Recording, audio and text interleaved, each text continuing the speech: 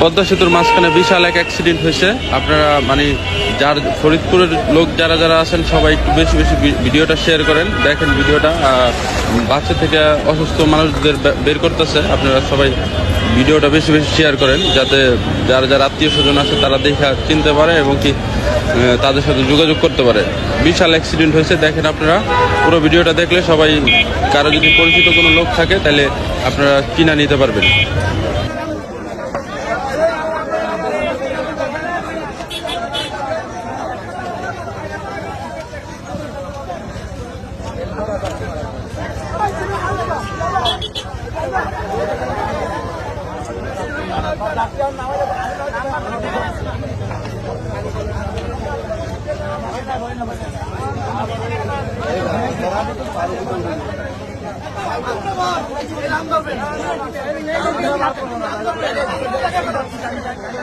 গাড়ি